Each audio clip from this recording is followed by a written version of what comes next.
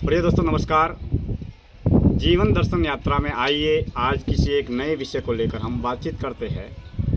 आज हम हमारी जन्मभूमि गांव रोहिड़ा में हैं और रोहिड़ा में हमारे घर की छत पर है और आवास स्थल के इस छत से आज की इस संध्या काल की जीवन दर्शन यात्रा का हम शुभारंभ करते हैं। हम हर बार आपको किसी नए विषय को लेकर बातचीत करते हैं, अनुभव को लेकर, ज्ञान को लेकर।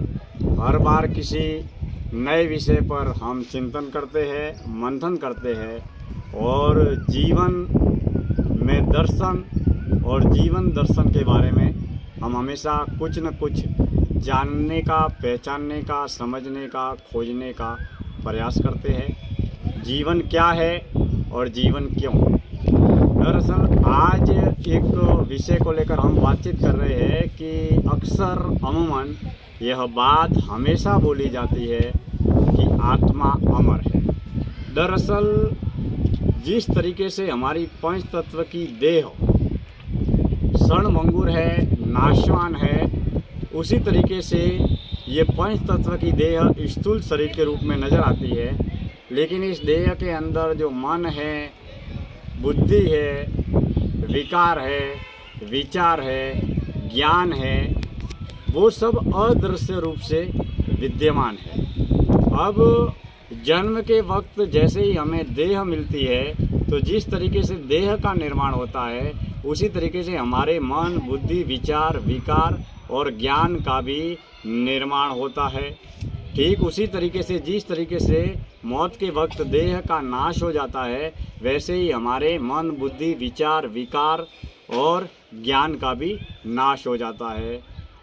अब इस बात का स्पष्टीकरण इस तरीके से समझते हैं कि जन्म से जिस वक्त हमें देह मिलता है तो देह के साथ में हम सांसारिक ज्ञान भी प्राप्त करते हैं। अब इस जन्म में जो हमें जन्म मिला है तो इसके अगले जन्म में हम कौन थे, क्या थे, उसकी बुद्धि, ज्ञान हमारे पास में नहीं है। और मरने के बाद में हम क्या बनेंगे, क्या करेंगे, कहाँ जाएंगे, हमारा कैसा जीवन होगा, इसका भी हमें ज्ञान नहीं है। अब आज के इस विषय में अक्सर हम यह बात बोलते हैं कि आत्मा अमर है, आत्मा मरती नहीं है। चेतना जिसको बोलते हैं, प्राण बोलते हैं, आत्मा बोलते हैं, तो शरीर मरता है, मन, बुद्धि, विचार, विकार, पंच तत्व की देह सब कुछ नाशवान है और क्षणभंगुर है। हमारे अंदर जो आत्मा है वो अजर है, अमर है। अब मुख्य विषय ये है कि क्या आत्मा अमर है, यह कहने, लिखने, पढ़ने, बोलने से क्या हमारा जीवन चल जाएगा या हमारा मानव जन्म जीवन लेना और जीवन जीना क्या सार्थक हो जाएगा। आत्मा तो हमारा जब जन्म नहीं हुआ था तब भी हमारी आत्मा अमर थी। अब जब हमने मानव जन्म के रूप में मानव शरीर पाकर मानव जन्म लिया और मानव का जीवन जी रहे हैं तब भी हमारी आत्मा अमर है। और इसके बाद में जब हम मर जाएंगे, हमारा शरीर शमशान में जलकर राख बनकर हवा में उड़ जाएगा, मन, बुद्धि, विचार, ज्ञान ये भी सब खत्म हो जाएगा, तो भी हमारी आत्मा दूसरे शरीर में प्रवेश करेगी, तब भी आत्मा तो अमर ही रहेगी। तो कहने का मतलब ये है कि जिस तरीके से हमारी आत्मा अमर है उसी तरीके से किसी कीड़े, गंदी नाली के किसी कीड़े मकोड़े में आत्मा है, उसकी भी आत्मा अमर है। किसी गाय, भैंस, पशु, पक्षी, जीव जंतु, जानवर, शेर, हाथी, बकरा या जितने भी सांप, बिल्ली, जितने भी धरती पर मात्र जीव मात्र है उन सभी में आत्मा अमर है। हमने जब जन्म नहीं लिया था तब भी हमारी आत्मा अमर थी। तब हम क्या मालूम कीड़े होंगे, मकोड़े होंगे, गाय होंगे, भैंस होंगे या कोई अन्य योनि में हमारा जीवन होगा। मरने के बाद में हम किसी अन्य जीवन या अन्य योनि में ग्रहण का प्रवेश करेंगे तब भी हमारी आत्मा अमर ही रहेगी। लेकिन चिंतनीय सवाल ये उठता है कि हमने, हमारी आत्मा ने, हमारी देह ने, हमारी चेतना ने जब मानव जन्म और मानव बुद्धि को पाया है मनुष्य के अंदर सोचने की, समझने की भगवान ने जो शक्ति दी है, भगवान ने जो ज्ञान दिया है, बुद्धि दी है, जीवन क्या है, कहाँ जाना है, कहाँ से आए, हमारा कर्तव्य क्या है, मानव जन्म जीवन का लक्ष्य क्या है, आत्मज्ञान है, ईश्वर है, सत्य की खोज है, इत्यादि तरीके के सवालों के बारे में चिंतन करना, मंथन करना केवल इंसान ही समझ सकता है, इंसान ही सोच सकता है और इंसान ही इसके बारे में प्रयास कर सकता है। बाकी तो पशु पक्षी, जीव जंतु, जानवर जो जन्म से मरण तक नींद लेते हैं, भोजन करते हैं और मैथुन करते हैं, नींद, भोजन और मैथुन जिस तरीके से तीनों क्रिया है पशु पक्षी जीव जंतु जानवर करते हैं, उसी तरीके से हम भी कर रहे हैं। तो फिर पशुओं में, जीव जंतु जानवरों में और हमारे में फिर फर्क क्या रहा?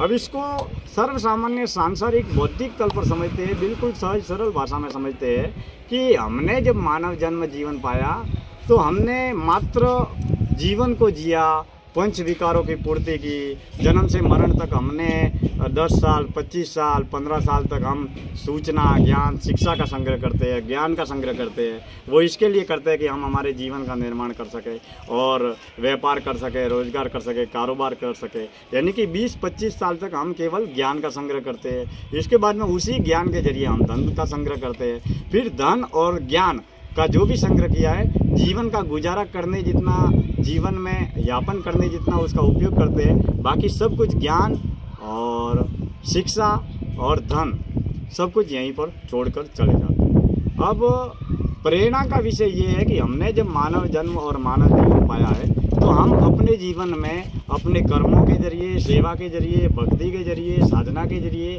हम अपने मन, वचन, बुद्धि के किए हुए कर्मों के माध्यम से अपनी चेतना को, अपनी आत्मा को, अपनी प्राण ऊर्जा को कितनी ऊंचाइयों तक लेकर जाते हैं, किस तरीके से हम आत्मा के जरिए परमात्मा की खोज करते हैं, किस तरीके से हम मन, बुद्धि, विचार, विकार का जो दलदल है, या मन की जो माया है, या मन की जो अशांति है, या मन के विचारों का दलदल है, उससे मुक्त होकर हम आत्मा रूपी परमात्मा को जानने, पहचानने, खोजने का प्रयास करते हैं। तो हमारा मुख्य लक्ष्य यही है कि हमारी देह में जो आत्मा है वो पहले भी थी, अभी भी है, आगे भी रहेगी। तो हमने अपनी आत्मा रूपी ऊर्जा को किस दिशा में, अपने कर्मों के माध्यम से हम उस आत्मा रूपी ऊर्जा को गति दे रहे हैं, ताकि हमारा ये जो मानव जन्म है ये भी सफल हो और इस मानव जन्म जीवन के जरिए जो हमारा जो अगला जन्म और जीवन होगा वो भी सफल हो।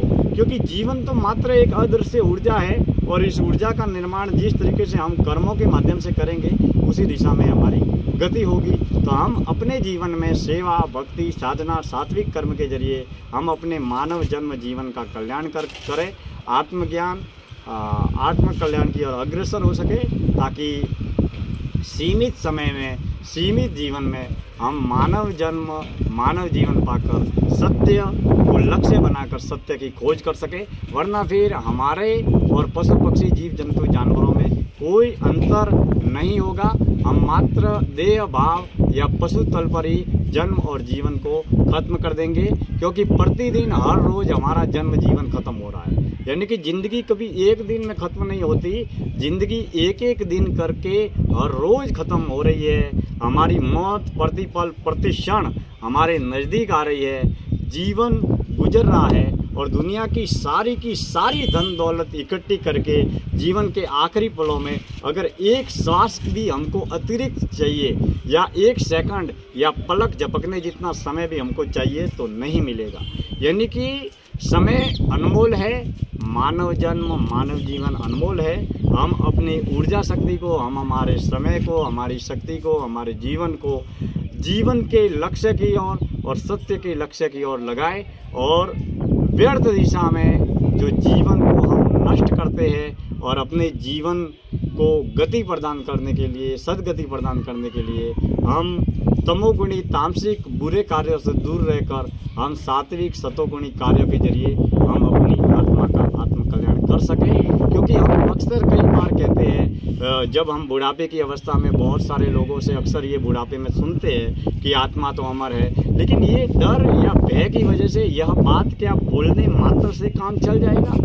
बोलने मात्र से कुछ नहीं होगा। हमें हमारे इस दिशा में सार्थक प्रयास करने की ज़रूरत है, मेहनत करने की ज़रूरत है, हमारी आत्मा को नई ऊंचाइयां देने की ज़रूरत है, ताकि हम अपने जीवन में सफल हो सके, ताकि हम अपने जीवन में अपनी आत्मा का आत्म कल्याण कर सके और हमने जो ये मानव जन्म मानव जीवन पाया है इसको सफल बना सके, सुखी बना सके। हम सुख, समृद्धि, शांति, सफलता प्राप्त करने के साथ में हम अपने जीवन का कल्याण कर सके।